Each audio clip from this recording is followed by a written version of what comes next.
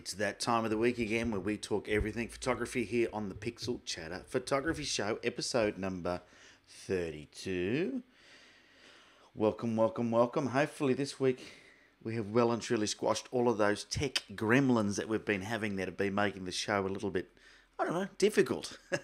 Unfortunately, sometimes technology is not on my side and we don't manage to pump out a good show. But I'm hoping that today that won't be the case. Okay, let's grab the chat box. Let's see who's here.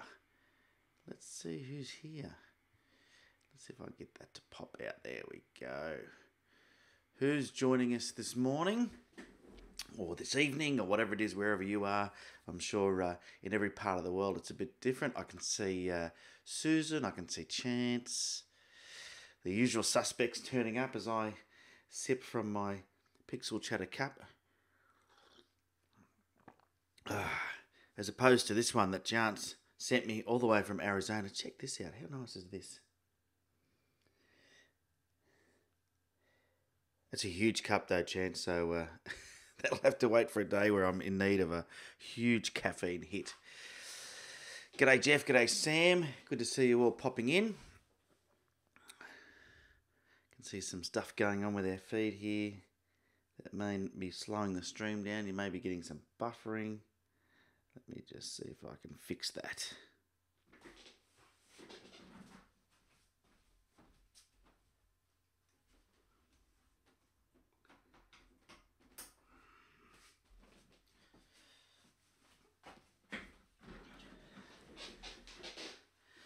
G'day Millsy, g'day Ren. Alright, I just changed the internet connection slightly, so hopefully that'll make the stream work a bit better. Not sure. I get a bit of feedback on how the stream is going. My internet connection is actually not very good for live streaming, so I'm surprised that we've managed to get through 32 shows. But yeah, the show turns 32 today, which is pretty cool. And I've got a jam-packed show for you, everything but a Lightroom tip. I forgot to prepare a Lightroom tip, and no one sent me one in. But otherwise, if you've got a Lightroom tip, send it in, because I always use them. And just a reminder for you that have tuned in so far that next week there will be no Pixel Chatter. I'm away.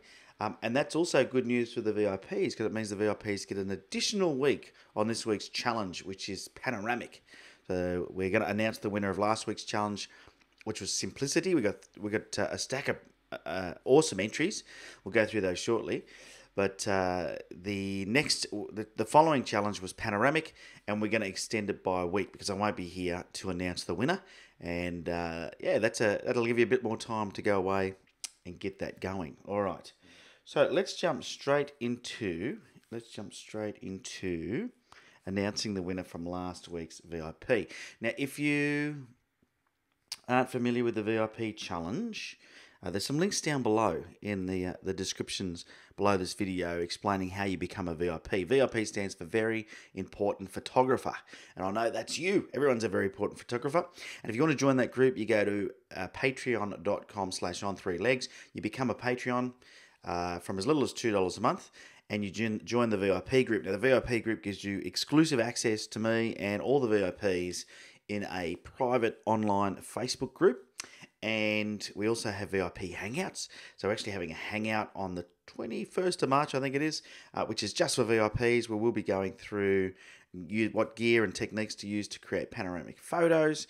And we have a good old time in the VIP group online. Plus, there's a weekly VIP challenge that I'm extending for this week because I'm away. But I'll just share with you some of the photos that we got in this week's challenge. Here we go. Here's the online album. And you'll just see some beaut photos coming in from all over the place. And it's good to see everyone enjoying the challenges and getting into it, getting into that challenge spirit. Love it, just love it. So, where's my mouse go? There it is, there. You can see Tommy getting really creative. I think he's doing product photography now. How cool is that? I don't know how he does that. I think it might be an iPad screen. I've heard of that technique before. Very, very nice. Look at these images. That's another one from Tommy there. Wendy Heath, the spider. A little bit out of focus, Wendy. Need to work on your technique there. some cactus, some chance up there in Arizona. Jill, beautiful. Nice, just a tree on the side of a wall there. A windmill on its own, look at that. Some great images coming in. Okay, so the challenge of simplicity, yeah, morning coffee. Who doesn't like a morning coffee? Frangipani. So each VIP, you get to submit up to 3 images each. Here's Brian Willits, Gary Davis. Oh, I love that one. Nice one. Just looking through the louvers. So you get, you get to submit 3 images for each challenge. And as you can see, that was challenge number 5. So we are going to announce this week's challenge very, very shortly. Let me just get things lined up so I can make that happen. Great work on those photos, by the way, gang. Great work. Good to see everyone having a good go at it. Oh, look at me grabbing the wrong cup. This is the one with the coffee in it. I'll move that one aside so I don't get fooled again. That was the one Chance sent me all the way from Arizona. If you do want to send me anything, by the way, you don't have to, but my P.o.Box is down below. I had a few people ask me once, can I send something to you? And I thought, well, I don't really want to hand out my home address, because imagine that person that says that they'd like to send me something is a camera thief. Then I'd be in trouble if I gave out my home address. So I set up a P.O. box anyway. I've got one anyway. So yes, that's in the description. All right, so I can see a few more people jumping in the chat box.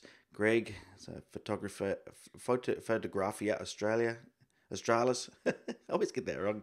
George, g'day. Brian, g'day. Sam, you love the Lightroom tip. Yeah, sorry. Maybe I could make one up on the spot today. I'll just show you something that I do. Yes, I know, I'm bad, aren't I? It was interesting. I actually, I don't know, a few things pre-show didn't go right for me. I had to restart the computer, and it just soaked up about 10-15 minutes that I allow. Maybe I need to start my prep a bit. Because believe it or not, it takes me an hour to prep for the show. Isn't that crazy? That's just what it takes. All right, so let's get stuck into announcing the winners for the Simplicity Challenge. And I'll start with the runner-up. Let's do the runner-up. Here we go. Today's runner-up is... Here we go. No, that's not right. I did this one. I've got to get it right. All right, here we go. Drum roll. Congratulations to Chance for this cool shot of a cactus somewhere in Arizona. I've got to get over there and shoot. I reckon it'd be an amazing bit of landscape to shoot. And this one, I love the fact that it's simple and effective. It's a great shot. Love the out of focus bokeh in the background behind the cactus. But yeah, nice shot. Well done, Chance. Good shot. All right, drum roll. Now we need to announce the winner. And the winner of the VIP challenge this week is a shot by Brian Willett called Making Honey. Well done, Brian. Nice shot. Once again, very simple but effective. A bee grabbing some pollen on a flower. Very important part of the ecosystem in Australia in particular. I mean, in the world. But here, we want to make sure the bees are around to pollinate everything, which this one's doing. Nice, simple shot. And sometimes it is. And the composition here is really good, by having that flower and the bee off to the side. You're really focused on the rule of thirds. And that's making the shot work really nicely. So good job. Good job, guys. Well done. It was hard to pick a winner this week. Lots of great entries. And that's, lots of good entries. There was many there this week that could have won. But I always get the boss's help and ask her, which ones speak to you? And then that's how we do the judging. So the judging is a joint effort between me and the boss to make sure that we get a good fair. So it's not just me doing the judging, but we get somebody who's a non-photographer, because they're the people that typically will be consuming your images. So there you go. Good job to both of you, and well done for participating in the challenge. The following week's challenge has already launched. It's panoramic, and I've given you all an extra week because I'll be away. In fact, I'm riding my motorcycle. I've got a BMW R1200 GS, and I'm heading off on a thing called the BMW Safari. And there's about 200 bikes, and I'm going to be taking my vlogging camera with me, but not to vlog probably. I might do some, who knows, but more than anything to use it for photography because I don't have a lot of room on the bike. It had to fit in my tank bag, so I'm going to stick that into my tank bag. And there's some amazing views out there in the Victorian High Country, so I'll have that camera with me, and we'll just see if I can grab some photos on the go. But the whole idea is to just go out and have an adventure on the bike, so I'm looking forward to that. All right. Now, something that we have every week also is that we look at somebody's kit, and we take a look at someone's gear. I'll just have some more coffee.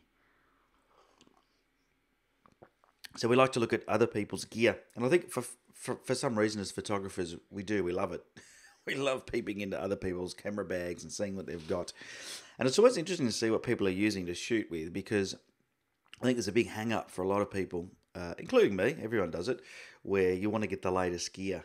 And, you know, sometimes having the latest gear doesn't get you the best shots. Sometimes it's more about making sure that you understand the technique. You got a good location, you're there at the right time. There's so many different aspects to taking a great photo that just having the right gear isn't, the gear isn't 100%. I reckon the gear is about 10%, maybe 20% of your success of taking a great photo.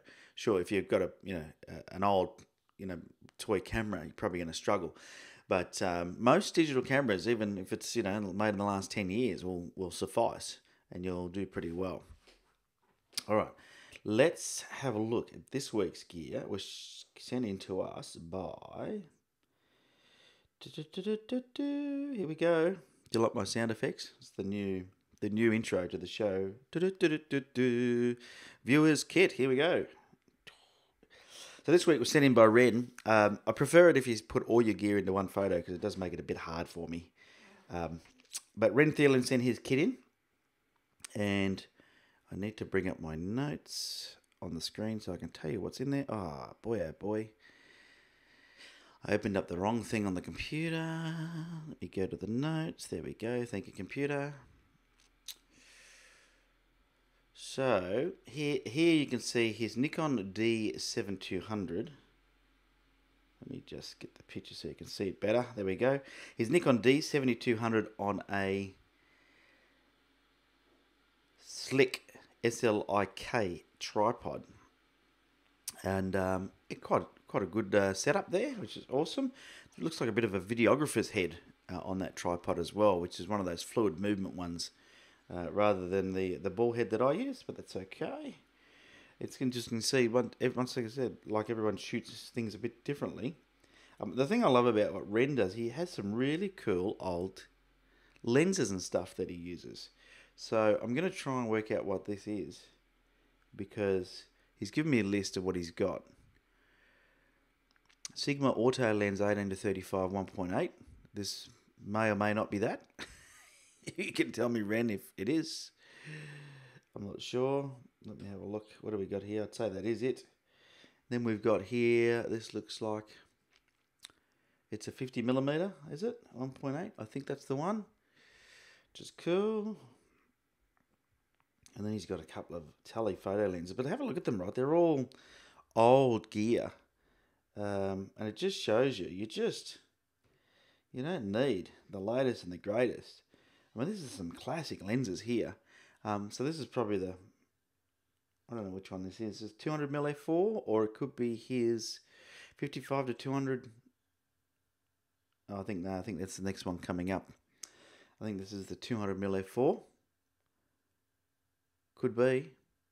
Or it could be a 135mm. No, this is a 135mm. I can't see the picture well enough on my little screen that I'm using. But you get the picture. Oh, here we go. Yes, this would definitely be the later model 55-200mm f4. Yeah, so there you go. So that's Ren's kit. Ren Thielen's viewers kit. Thanks very much, Ren, for sending that in. And if I can encourage you guys to send in your kit to share with everybody, then we can share what everybody else is shooting with, and you sort of get an idea of what other people are using, and it's just interesting. But if you can shoot me a picture of all your kit in one, if you want to get an idea of a good way to set it up so I get the ideal photo, go to a website called shotkit.com, which is run by a fellow called Mark. My kit's up there actually. A lot of my kit, and you'll see how I've shot mine.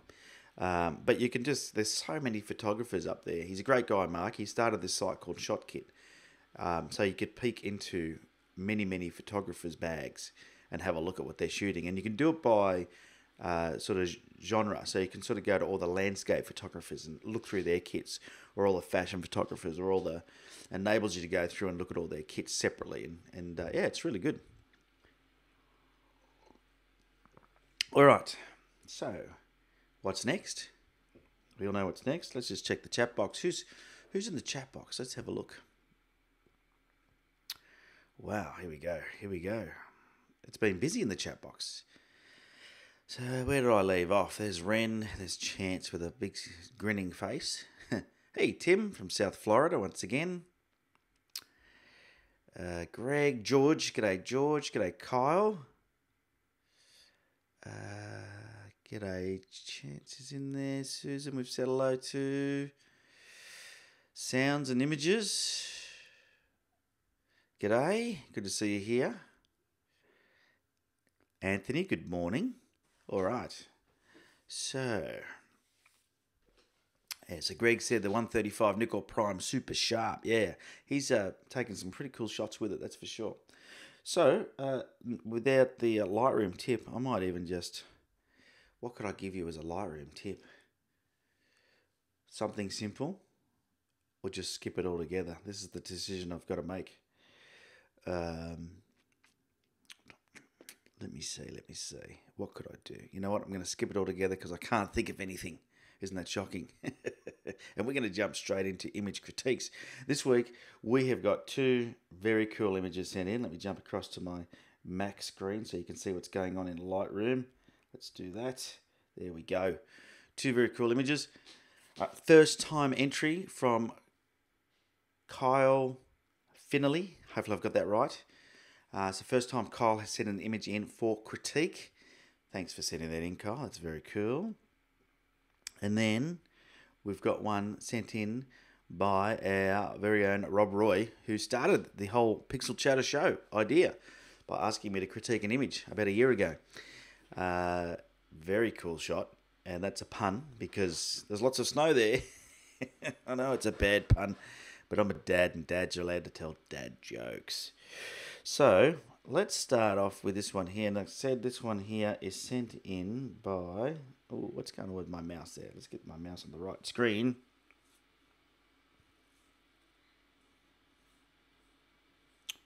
Kyle Finley. Lots of doubles in there. Hopefully I've said that right. I know people get my name wrong all the time, and it irritates me, but I'm sure you guys are pretty cool with the fact that I may mispronounce something. All right, so I don't have the EXIF information, so I'm going to have to do a little bit of work. When you send me in images for critique, gang, please try and include the EXIF information. Now, the EXIF information is the data that is stored inside the photo that tells me a bit about how you took the photo.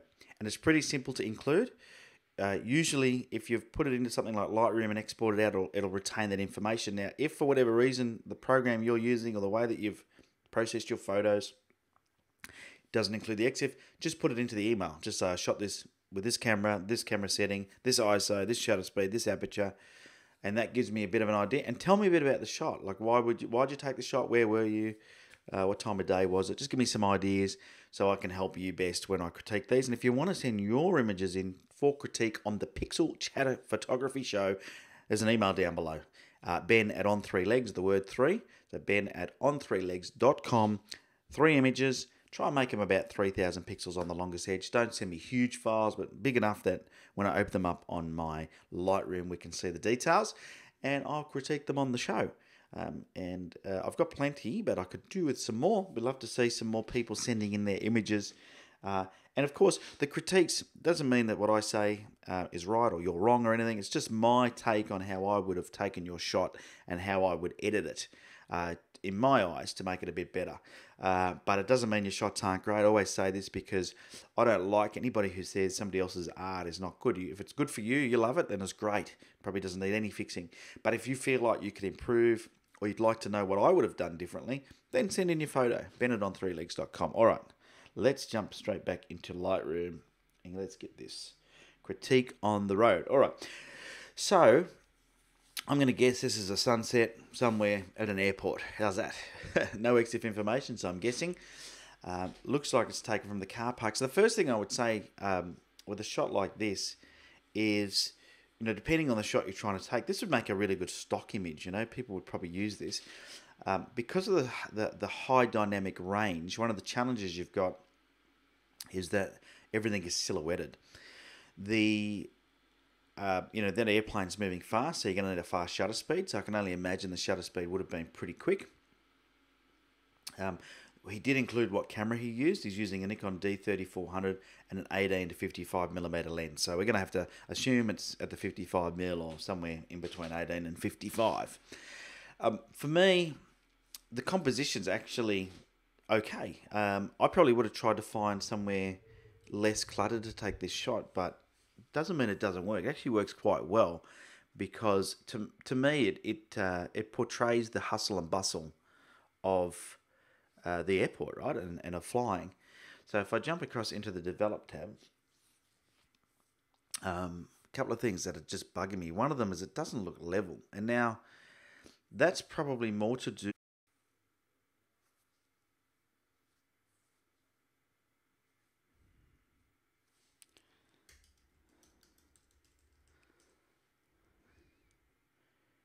I think we're back. I think we're back. I don't even know where I got to. Oh my goodness me. This time the live streaming software crashed. My goodness me. My goodness me. Hopefully you have me back now. You should do. Audio only. Okay, let's see if I can get some video going. Also wait and see if anything is coming to life. Click, click, click. Yeah, that's me trying to get the computer working. Am I back? Can you hear me? Can you see me? I don't know. Put it in the chat box. Let me know. Am I back? I think I am. Holy moly. Yep, cool. I tell you what. Isn't it cool that if nothing else, I've learned how to restart my live stream really fast in the last few months with this live streaming stuff that keeps crashing. Where was I? I think I was critiquing. I was in the middle of critiquing, wasn't I? I don't know how far I got in. So let's bring it back up and see. You know what? I'm going to move the little chat box across to another screen. So if it goes down, hopefully I'll see that it's gone down and you'll be able to tell me, because I'm really limited for screen real estate and there's a lot of stuff that has to be shared to make this show work. So hopefully now, let me see. Let me see if I can make this work. All right.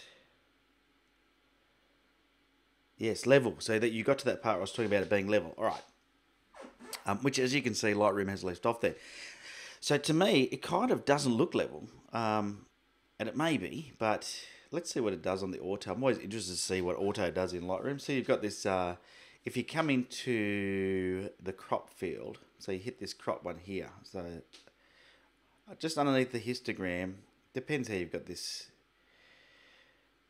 you know, what's open and what's not. But if you click on the little crop box there, you'll see that it brings up this other little thing. So you can just manually crop it. But you see there's this auto button, and it says automatically straighten the photo. If you press that, you can see that probably looks a bit better. It's come up good. There's actually a little bit of distortion happening, and I think that's why. And the distortion's happening because the camera lens is being pointed up. And if you have a look at the poles, now whenever you have an image with a lot of poles in it like this, you're going to find there are times where, what's going on there?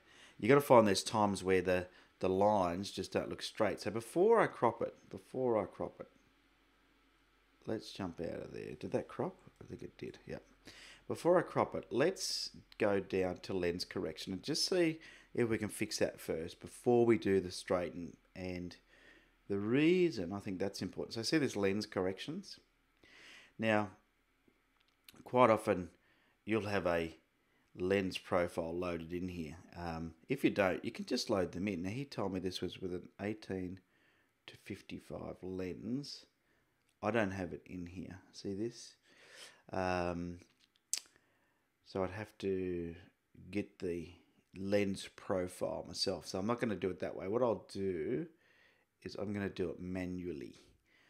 But if you can download different lens profiles into your Lightroom that allow you to take away the distortion. So what we'll do, if you have a look, the place to start is up here on the distortion. So you can sort of see that you get this distortion.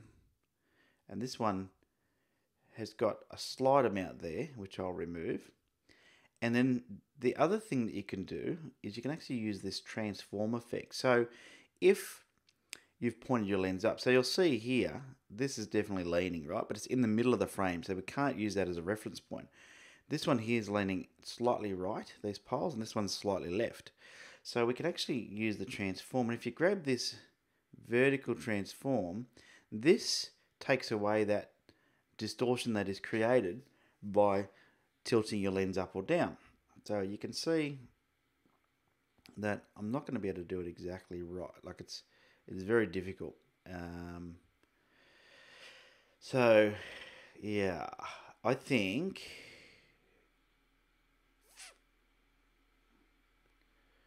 let's try this one now. I think there's a few different options you've got. It doesn't matter what I do, because of the distortion, it's not letting me fix it. So what we're going to do is all of that has failed me. And sometimes this happens, right? You'll try a certain thing and it won't work. So what we'll do is let's go back into straighten. Let's just straighten it again. Let's do the auto straighten. So we're going to start back at the beginning.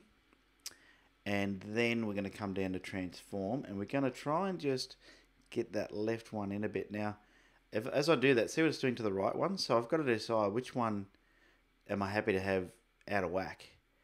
And I'm going to say I'd rather have the left one out of whack than the right one because it's right in our face. So that's what I'm going to do.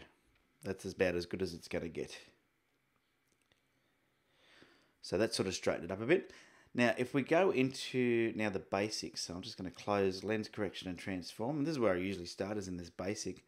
Let's see if we can just bring up the shadows a bit to try and bring out some of the detail of the cars. Not too much, because I think I like the silhouette, but there's just too many shadows. And if you want to see what's clipping, if you click on these little arrows on the histogram, we can see how close we are to clipping out. And we're actually, we've got a fair bit of room. We've got about one stop of light.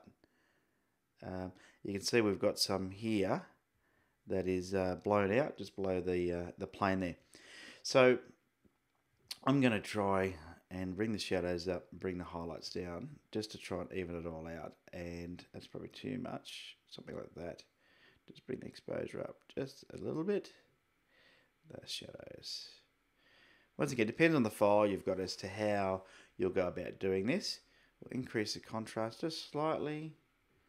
Bring that exposure down just a bit. And then we'll bring the clarity up a tad, a little bit of vibrance, and then I think the white balance is a little too warm. So you can see it's quite orange, so we'll bring that back just a tad. Let's have a look and see what the before and after is like on that one. So there's before, there's after. Okay, so you can see just with a bit of, there's a little bit of distortion removed. You can see that, we've just changed it a little bit. I would probably crop it a little bit tighter. I'm actually thinking just the top, there's too much of the top. And I reckon, you know what, I reckon we can get rid of that pole there and leave this one in, which opens up my opportunity to go back to transform and try and bring that pole in just a little bit, something like that. Let's look at before and after, before and after, before and after.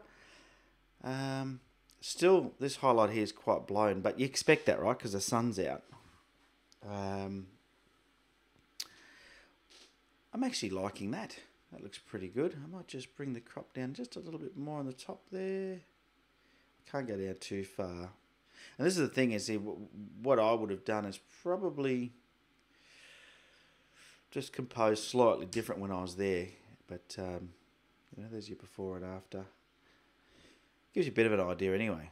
But good shot, Kyle. Good. I mean, who knows? You might have gone down there purposely to shoot this photo, or you might have just been there watching somebody leave, or you're going on holidays yourself, or whatever it might have been. But yeah, it's good. Good shot. And hopefully you like those edits. And sometimes this is the sort of shot that with a little bit of effort, you can just sort of bring things in. The other thing that I would do on a shot like this, because it's so dark down the bottom and so light at the top, is I would grab a graduated filter. And I would start at the top, I'd drag it down, and I would get the exposure and drag it down a bit at the top there. Not too much, maybe something like there, which is nearly a whole stop. And now if I show you, we've got the before and the after. Before and after.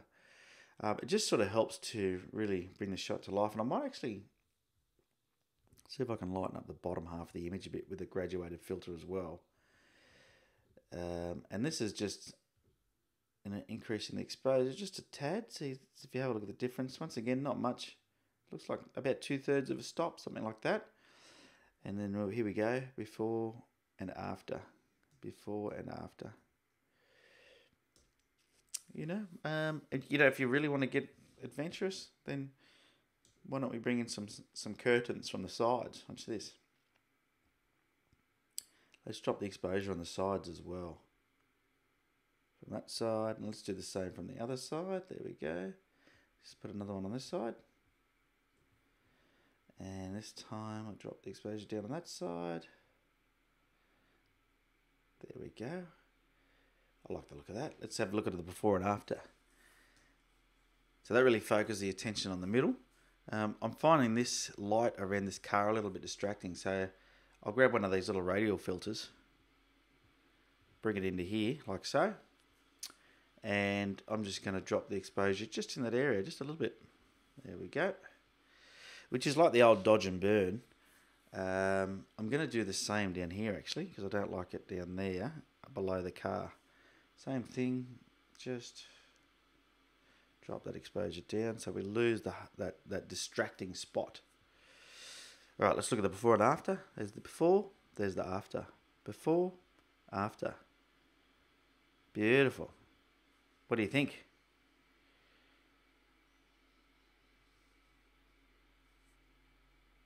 Sun doesn't look right now.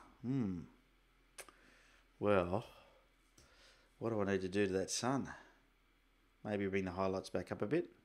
Something like that. How's that? Is that better? Yeah, I agree. That looks a bit better. Gives you a bit of an idea anyway of what you can do with a shot before. Oh, didn't mean to zoom it out. Let's do this. Before, after. Before, after. Once again, it's up to you. You know, if this is your photos to play around with, but it just shows you that with a bit of mucking around, that you can have a bit of fun and, you know, make a shot the way you want to make it. Just have a bit of fun with it and see how you go.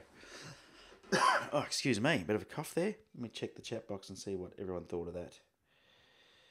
All right. And if you watch Adam Dyson YouTube, who's that Adam Dyson? Is he another guy who does live videos, is he? All right. My coffee's going cold, so I'm just going to finish that off, eh? Well, I do love my morning coffee, my Pixel Chatter coffee. Who else has a coffee during the show?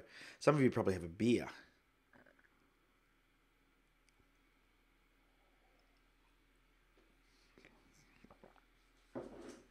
All right, let's... Who's Adam Dyson? Is that another YouTuber? Has live shows, or tell me about that.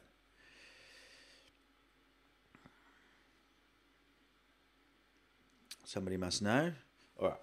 Well, instead, I'm going to jump back into now the second image. Anthony's making a coffee now. Awesome. All right, let me go back to my control center. If you wonder why I look down here, is because I've got my iPad. This is my control center. Let me show you. See if I can show you. So everything's on the iPad here. I was running another second screen, and the second screen was what was making it crash. The computer guy worked out that I was just asking too much of the graphics card for some reason. But as you can see, the shot on this side is the preview. So if I click on one of these things here, so you can see now that on the left, on this side here is the pixel chatter thing, and I'm a live video. If I click the little transition arrow, it puts that live on there. And I'll just go back to my video because now you can't see what I'm doing. So that allows me to transition between things, and then all of these are different shots and things. So I've got my screen capture. Let's see how good I can show you that. I don't know if you can see that too well. But any shots that I've got to do are all lined up on there, and then I go through and just pick the shots out that we're going to do. So right now it's on the iPad, which is just sitting on the desk. Because before I had it up on the other monitor, and that worked much better for me, but it just kept crashing everything. The whole computer would crash, as opposed to just the software. So let's go back to our library for image critiquing. Here we go. Don't know if you found that interesting or not. There you go. Let's go back to the iMac. Here we go. And we will go back to our second image, which is Rob Roy's image. Okay. I'll just bring the chat box back up over here.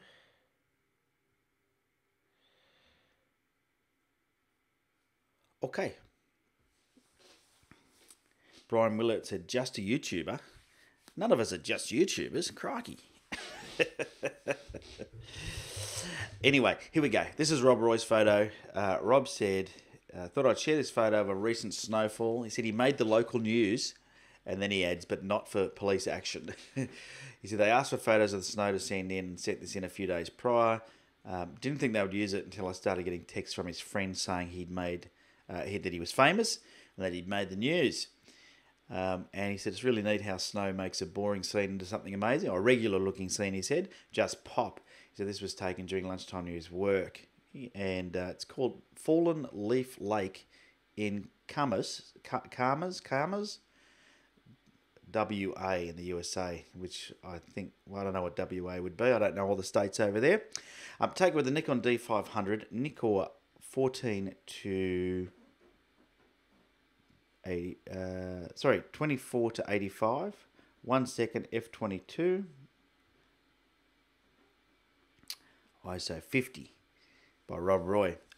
Straight away, once again, this photo's got this apparent lean, but it may not. Because if you look at the trees, they're all pretty straight. But let's jump into develop module, and let's just ask Lightroom what it thinks.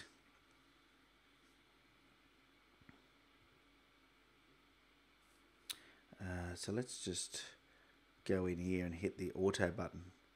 I always love seeing what it does. Oh, made a little change. Did you see that? Really small change. Just like that. In the right direction. I was actually more tempted to try and make that line on the top of the lake about that straight there. To me, that works well. Now, the rule with horizons is to not put them in the middle. That's the rule. But that rule is there to be broken. And I think in this image, perfect opportunity to break it. To me, this is also a really good opportunity for a bit of a pano. I'm going to see if I can get away with it. I don't know for sure.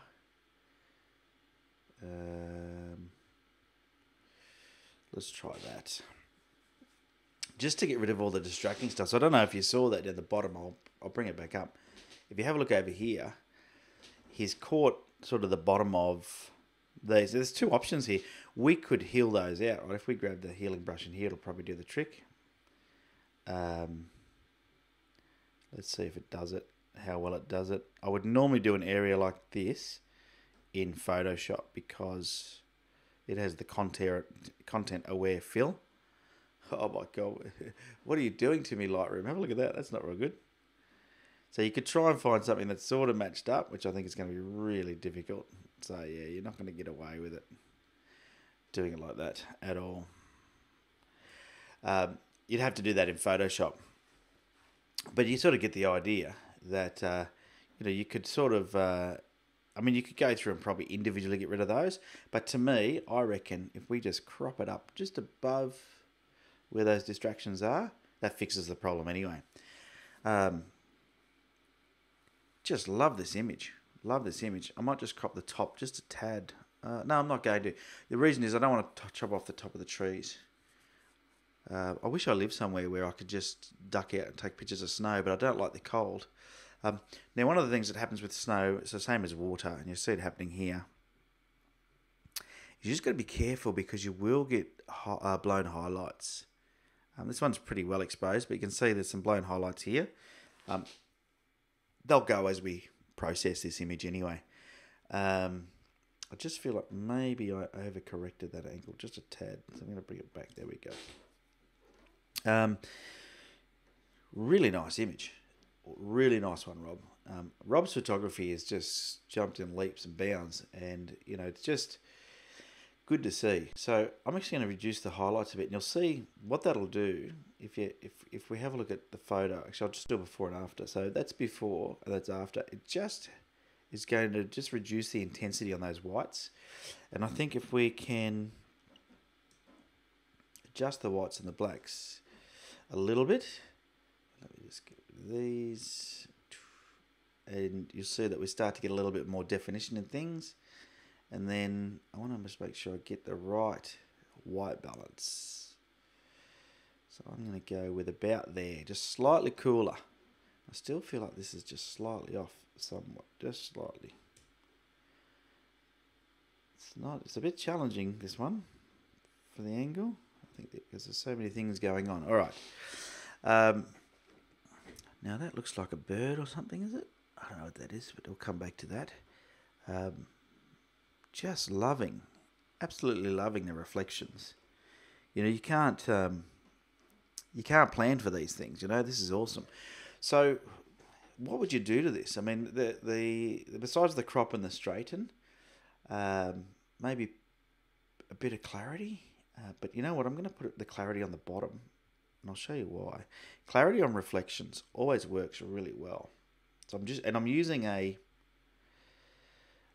a graduated filter to do it. I don't know if you noticed that I just did that.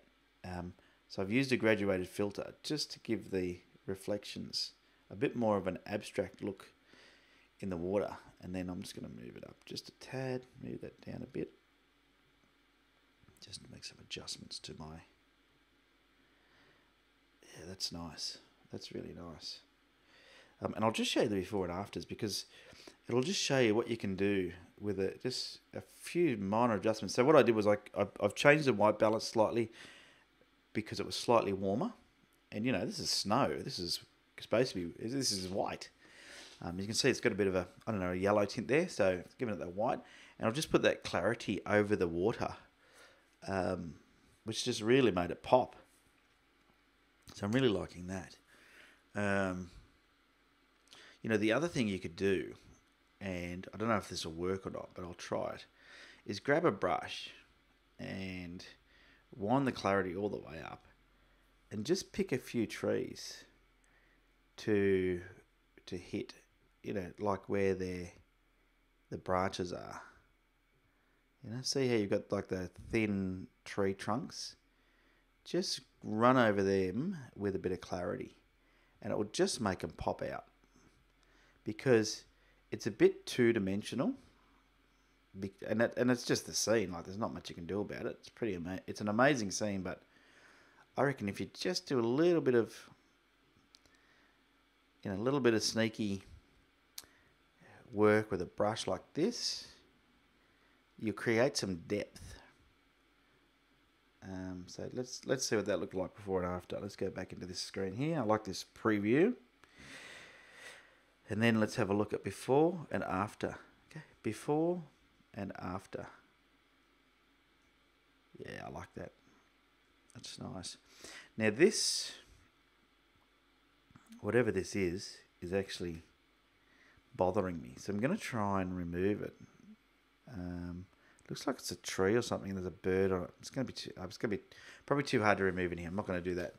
But I would probably, if I was, well, let's try it. Let's try it in here. But Lightroom's not the best at this type of thing when it's so busy. Let's see if we can get it to work. Find somewhere along the edge that works. Nah. Nothing here is going to work. So you'd have to use Photoshop to get rid of that stuff if you wanted to get rid of it. We won't worry about it. It's not that big a distraction. Does that look great or what? For me, maybe a little bit of contrast. Let's just get that in there. Just to create that depth. And the other way you could do that is with levels. In fact, I've got my presets of my curves. There we go. That one's called Kick in the Guts, and I'll show you what it did. Let me go back to tone curve. There we go.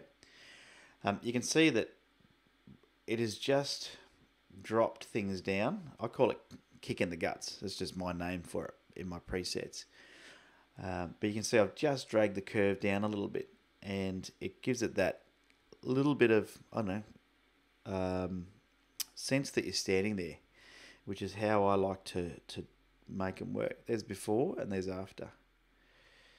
That there is an image that is worthy of printing and sticking on your wall. Rob, such a good job. So if you're wondering whose image this is, I didn't put him up on the screen. It is our good friend Rob Roy. There we go. So Rob Roy. Good job, Rob. Love it. And hopefully everyone liked that edit. It's a good shot. And there's not a lot, I couldn't do much more to that. That's, to me, looks great. And for just, you know, taking a shot outside your work on a winter's day, and I can see why they shared that shot on the telly, mate. It was a good shot. All right, let me bring the chat box back up now. Oh, Greg said top and bottom grade to close photograph. All right, let's try that. Let's just jump back in there, because I do like doing that. I'm just going to do it really quickly, and because I have a preset called gradient source. There we go. What did we think of that one? Before and after. Before and after. Yeah, I agree with you. I think that was a good move. That was a good move. That worked well. All right. Let's jump back over here. So there you go, gang. There's today's show. Some great images sent in. If you want to send your images in, it's simple to do. Super simple to do. In the description down below, you'll see an email, ben@on3legs.com. Shoot me 3 images, at least 3,000 pixels on the longest side. Include all the EXIF information if you can. This one, I didn't talk about the EXIF information, did I? But the one by Rob, he was at ISO 50, so nice and low, 48mm, f22, and 1 second. I might have mentioned it at the beginning, can't remember.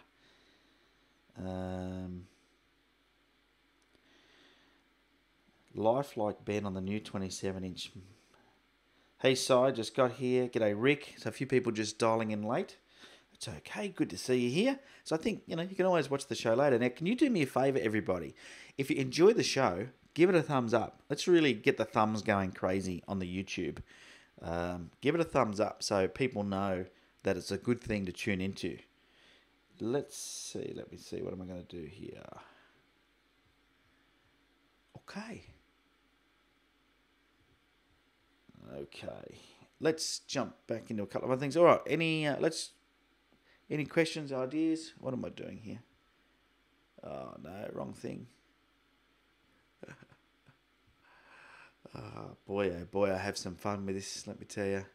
And by fun, I mean fun. Opening up the wrong things. Now, what happened to... Oh, why did it open that up? But all sorts of things opening up on my screen. Here we go. All right. So, a reminder for you, if you're not already a VIP, you can become a VIP. Links down in the description. Patreon.com/on3legs. That's with the number 3. And that gives you access to the online VIP group, which is a very important photographer group. Now, if you are a VIP, well, you become one, we have a live hangout on the 21st of March at 8:30 p.m. Australian Eastern Daylight Savings Time. And I know that time doesn't suit everybody around the world, unfortunately. We do record the hangouts, and the hangout will be uploaded into the VIP group on Patreon once it's completed. This upcoming VIP, we are going to be talking about all things panoramic photography. So we'll be looking at gear, techniques, and unlike this, where I'm doing all the talking and you're doing all the listening, in the VIP Hangouts, everyone can use their video and their audio, and they can join in. And so it's just like hanging out at a bar, a pub, having a beer together, or a cafe, having a coffee together, or whatever it is that you like doing.